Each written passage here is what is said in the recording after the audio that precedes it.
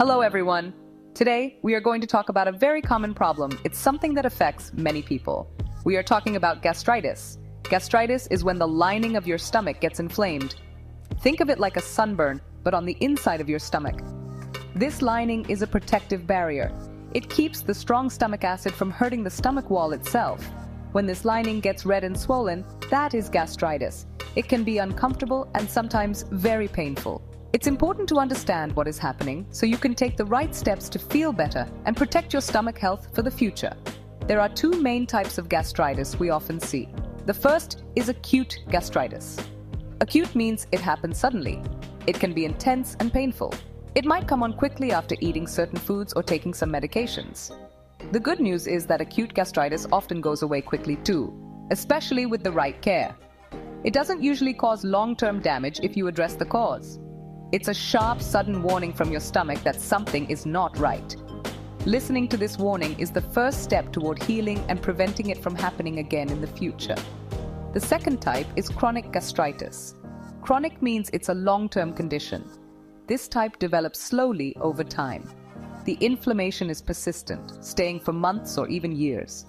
Sometimes the symptoms of chronic gastritis are not as dramatic as the acute kind.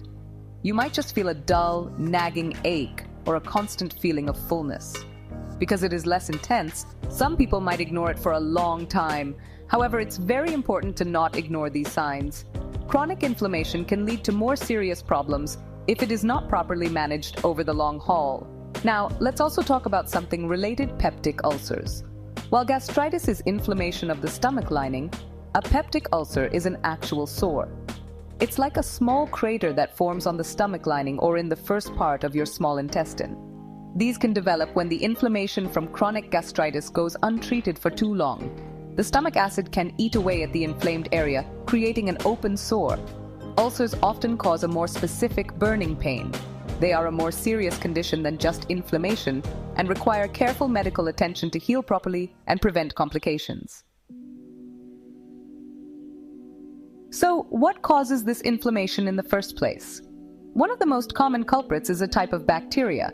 It's called, or for short. This germ is very common and can live in the stomach lining. For many people, it doesn't cause any problems at all. But for others, it can disrupt the protective layer of the stomach. This allows stomach acid to get through and cause irritation and inflammation. This bacterial infection is a leading cause of both chronic gastritis and peptic ulcers, making it a key factor for doctors to check for when you have stomach issues. Lifestyle factors also play a huge role in stomach health. Regular use of certain pain relievers, like aspirin or ibuprofen, can cause gastritis. These are called NSAIDs, or non-steroidal anti-inflammatory drugs. While they help with pain elsewhere, they can irritate the stomach lining. Drinking too much alcohol is another major cause. Alcohol can directly irritate and erode the stomach lining, leading to acute inflammation. Even high levels of stress can contribute. Stress can increase stomach acid production and make your stomach more vulnerable to damage, showing how our minds and bodies are truly connected. There are other causes to consider as well. Sometimes your own body can be the cause. This is called autoimmune gastritis. In this case, your immune system mistakenly attacks the healthy cells in your stomach lining. This is a less common form, but it is a significant cause of chronic inflammation. Other medical conditions like Crohn's disease can also be associated with gastritis.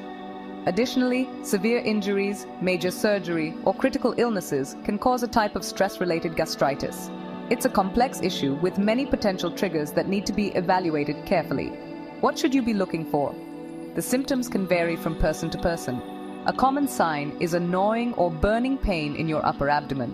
This pain might get better or worse after you eat. You might also feel nauseous or have episodes of vomiting. Many people experience a feeling of fullness in their upper abdomen, especially after a meal. You might feel full even if you've only eaten a small amount. Other signs can include bloating, belching, loss of appetite, and unexplained weight loss.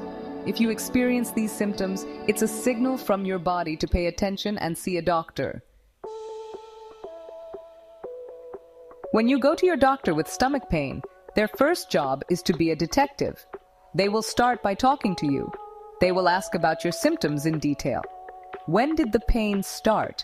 What does it feel like? Does anything make it better or worse? They will also ask about your lifestyle. This includes your diet, alcohol use, and what medications you take, especially NSAIDs. A thorough medical history is a very important first step. The doctor will also perform a physical exam. They will gently press on your abdomen to check for tenderness or pain, helping to pinpoint the problem area. To get a clearer picture of what's going on, your doctor will likely recommend some tests. A very common test is for the bacteria we talked about earlier. This can be done in several ways. You might be asked to do a breath test. This involves drinking a special liquid and then breathing into a bag. The test checks for certain substances in your breath that indicate an infection. Stool tests can also be used to look for the bacteria, and simple blood tests can check for antibodies too, showing if you've been infected at some point. Sometimes the doctor needs to look directly inside your stomach. The best way to do this is with a procedure called an upper endoscopy. For this test, a doctor guides a thin, flexible tube with a tiny camera on the end down your throat and into your stomach. It sounds scarier than it is. You are usually given medicine to relax. This camera allows the doctor to see the stomach lining up close. They can check for inflammation, redness, or ulcers. It gives them a direct view of the problem. During the endoscopy, the doctor may also perform a biopsy. This is a very important part of the diagnosis. A biopsy involves taking a very small piece of tissue from your stomach lining. This tiny sample is then sent to a lab. There, another expert will look at it under a microscope. The biopsy can confirm if you have gastritis. It can also check for the presence of bacteria right in the tissue. Most importantly, it can rule out other, more serious conditions, giving you peace of mind and a clear path forward for treatment. Once you have a diagnosis, the focus shifts to treatment. The goal is to reduce stomach acid and let the lining heal. Your doctor might prescribe medications that block acid production. These are called proton pump inhibitors, or PPIs. They are very effective at reducing acid and giving your stomach a chance to recover. Another class of drugs called H2 blockers also reduces acid, though they work a bit differently. Your doctor might also suggest antacids for quick, short-term relief from symptoms. These work by neutralizing the acid that is already in your stomach. If your gastritis is caused by an infection, treatment will focus on getting rid of the bacteria. This usually involves taking a combination of medications for a week or two.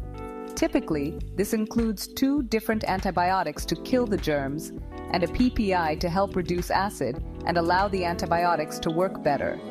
It is very important to take all the medicine exactly as prescribed by your doctor. You must finish the entire course, even if you start to feel better. This ensures that the infection is completely cleared and won't come back. Beyond medication, making some changes to your lifestyle is key. Your doctor will likely advise you to avoid things that irritate your stomach. This means cutting back on or stopping alcohol consumption. You should also avoid spicy, fatty, or acidic foods that can trigger your symptoms. If you take NSAIDs for pain, your doctor may suggest switching to a different type of pain reliever, like acetaminophen, which is gentler on the stomach. Managing stress through relaxation techniques, exercise, or hobbies can also make a big difference in your recovery and overall well-being. The great news is that with the right treatment and lifestyle adjustments, most people with gastritis can manage their condition very effectively. The stomach has an amazing ability to heal itself once the source of irritation is removed. While chronic gastritis might require long-term management, you can live a full and comfortable life. By working with your doctor, taking your medications, and making mindful choices about your diet and lifestyle, you can take control of your stomach health. You can put the pain behind you and look forward to feeling great again.